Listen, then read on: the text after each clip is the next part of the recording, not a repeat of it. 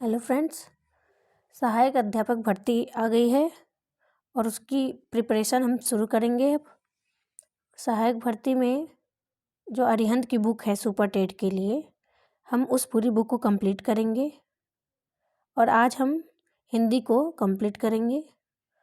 और इसी तरह सभी विषय जितने भी हैं, गणित, हिंदी, अंग्रेजी, इस चैनल पे आपको सभी प्रोवाइड किए जाएंगे।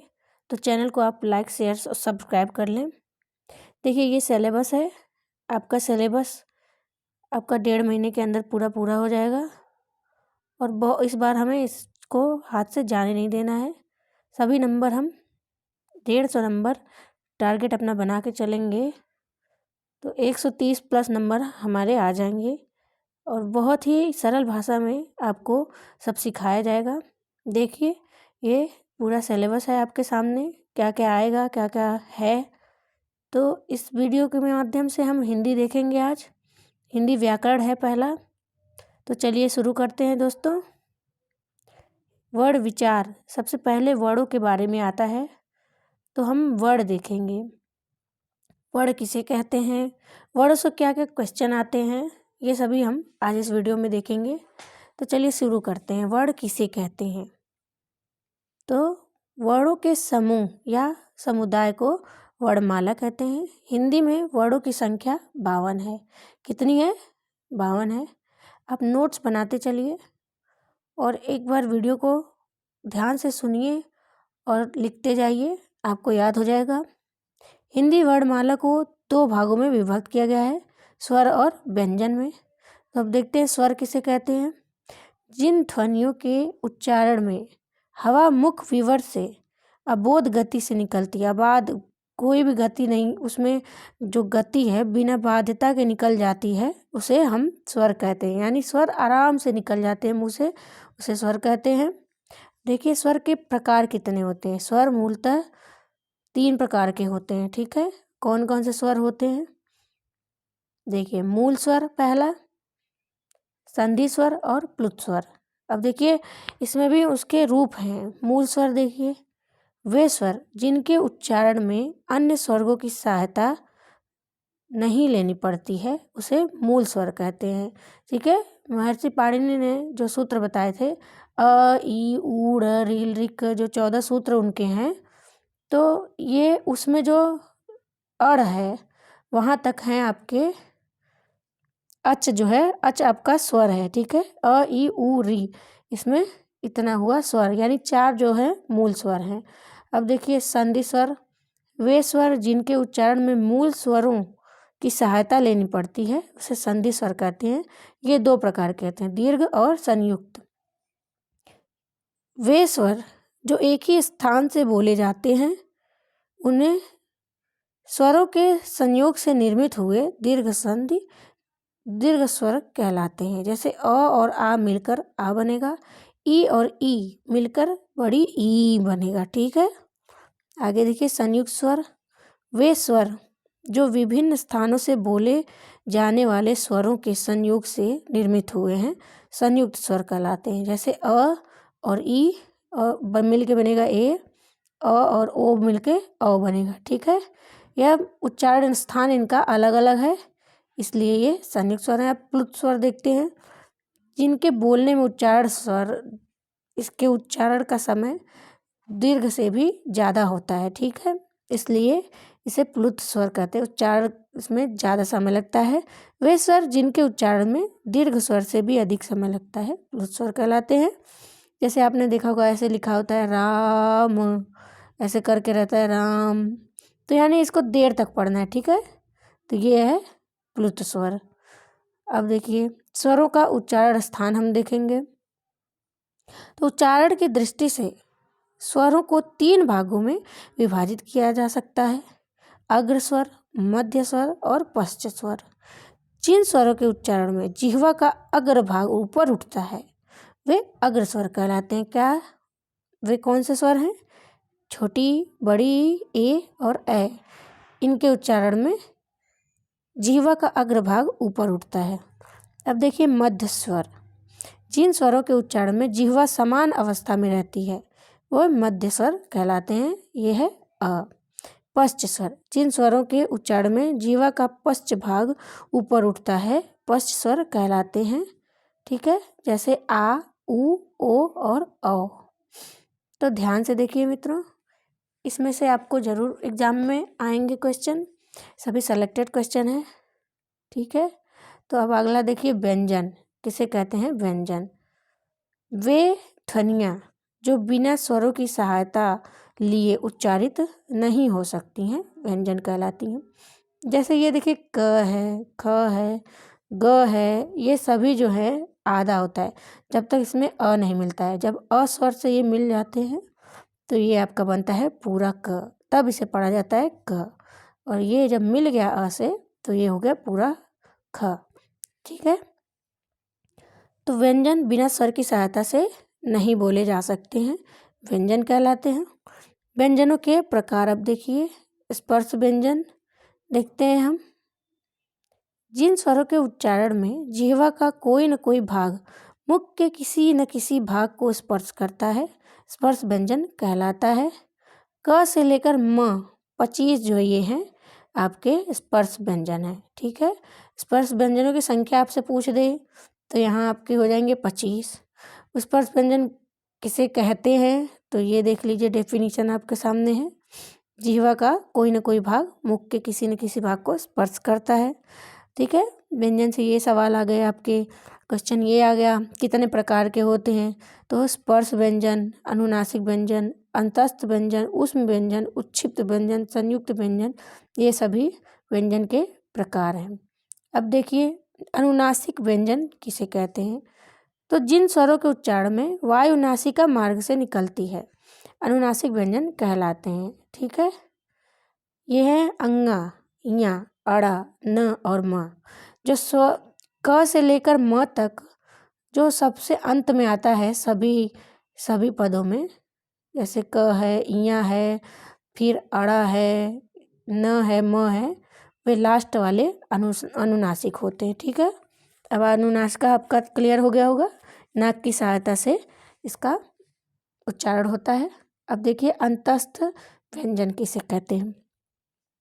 जिन व्यंजनों के उच्चारण में मुख बहुत संकुचित हो जाता है फिर भी वायु स्वरों की भांति बीच से निकल जाती है, उस समय उत्पन्न होने वाले ध्वनि अंतस्थ व्यंजन कहलाती हैं। जैसे य, र, ल, व, जो य, र, ल, व वाला आपका है, इसमें वर्णमाला में वह अंतस्थ हैं। उसमें श, श, श और है, ये उसमें है।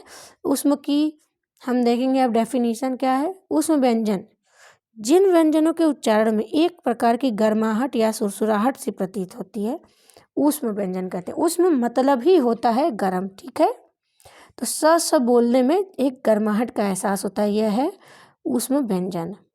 अब देखिए उच्छिप्त व्यंजन किसे कहते हैं।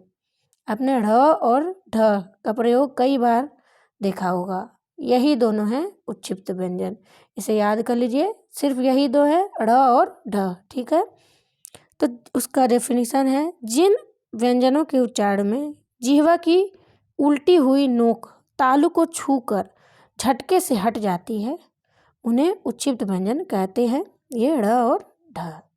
ठीक है, अब देखिए संयुक्त व्यंजन किसे कहते हैं। दो व्यंजनों की सहायता से जब मिलता है कोई भी व्यंजन तो उसे कहते हैं संयुक्त व्यंजन। जैसे क्षत्रिय, क्षत्रज्ञस्र, लास्ट में जो आया आपका क्षत्रज्ञस्र, जो क्षत्रिय है किससे बना है, क और मूर्धन्य स से, तो ये हो गया आपका संयुक्त व्यंजन। अब देखिए व्यंजनों का उच्चारण, अब हम उच्चारण स्थान देखेंगे कि जो ये व्यंजन हैं कहाँ कहाँ से उच्चारित किए जाते हैं। आपसे एग्जाम में पूछेगा कि क या फिर च या ठ, इसका उच्चारण स्थान बताइए, या फिर पूछ देगा, मान लीजिए 4 दिया है, छ, ज, झ और घ, इनमें से कौन सा आपका कंठ व्यंजन है। ठीक है, या फिर पूछ दिया कंठ व्यंजन को निम्न में से छांटिए। ठीक है, तो ये बहुत ही इम्पोर्टेंट है आपके लिए वीडियो, तो पूरा वीडियो बहुत ध्यान से देखिए, आपको वीडियो सुन के ही याद हो जाएगा। मेरे साथ आप बोलते रहिए, याद करिए, बस सुन लीजिए आपको याद हो जाएगा। बहुत आसान है, बहुत ही आसान है, बस सुनने की है, क्योंकि जितना सुनेंगे ध्यान से आपका गलतियाँ उतना कम होगा। तो ध्यान से सुनिए। ये देखिए, उच्चारण स्थान व्यंजनों का अब हम देखेंगे।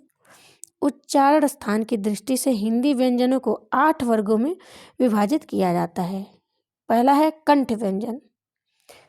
जिन व्यंजन ध्वनियों का उच्चारण कंठ से होता है उसे कंठ व्यंजन कहते हैं। ठीक है, ये क ख ग घ और अंगा, यानी जो क वर्ग है आपका, या क वर्ग भी इसे कहते हैं, यह कंठ व्यंजन है। ठीक है, अगला देखते हैं हम तालव्य व्यंजन। तालु का इसमें प्रयोग होता है। ठीक है, तो जो च वर्ग है वो है आपका तालव्य व्यंजन। डेफिनेशन देखिए, जिन व्यंजनों के उच्चारण में जिह्वा का अग्रभाग तालु को स्पर्श करता है तालव्य व्यंजन कहलाता है। यह तो च वर्ग हुआ, इसके साथ साथ जो स और य है यह भी तालव्य व्यंजन ही है। ठीक है, अगला देखिए मूर्धन्य व्यंजन। जब जिह्वा की उल्टी हुई नोक का निचला भाग मूर्धा से स्पर्श करता है, ऐसी स्थिति में उत्पन्न स्वर को मूर्धन्य व्यंजन कहते हैं। यानी जो ट वर्ग है यह है आपका मूर्धन्य व्यंजन, और मूर्धन्य स जो होता है, मूर्धन्य स बोलते हैं आप इसे, यह भी मूर्धन्य व्यंजन ही है।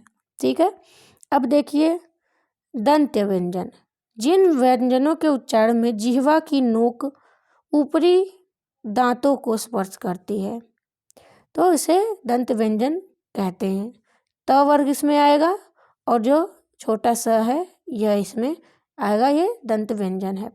अब आप देखिए ओष्ठ व्यंजन किसे कहते हैं। जिन व्यंजनों के उच्चारण में दोनों ओष्ठों द्वारा श्वास का अवरोध होता है, क्या होता है, श्वास का अवरोध होता है, ओष्ठ व्यंजन कहलाते हैं।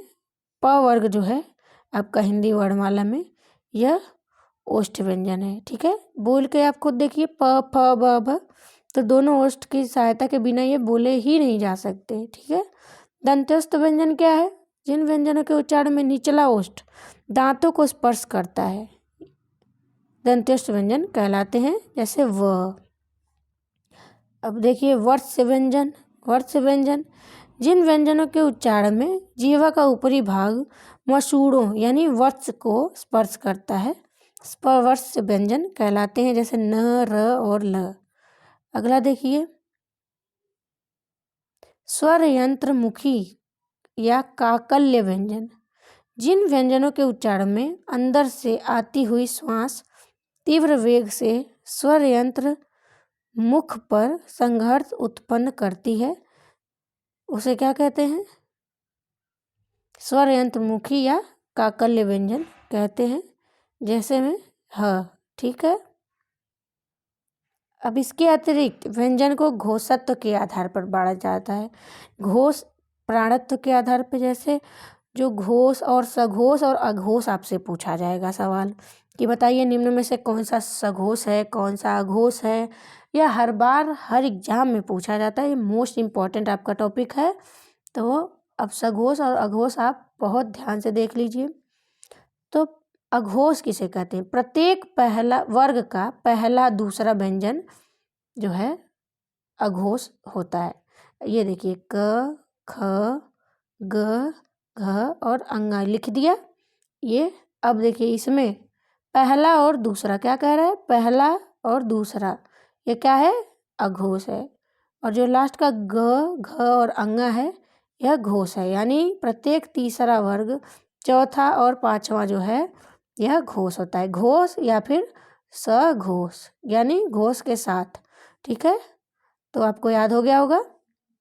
आगे का दो वर्ड क्या हुआ, अघोष व्यंजन, और पीछे के 3 सघोष। ठीक है, अब प्राण तत्व के आधार पे देखिए, अब मोस्ट इम्पॉर्टेंट है, ये भी पूछता है।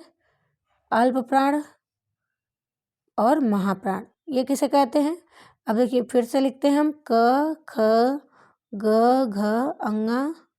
इसमें लिखा है प्रत्येक वर्ग का पहला, ये पहला, तीसरा ये तीसरा, और पांचवा ये पांचवा, ये अल्प प्राण है।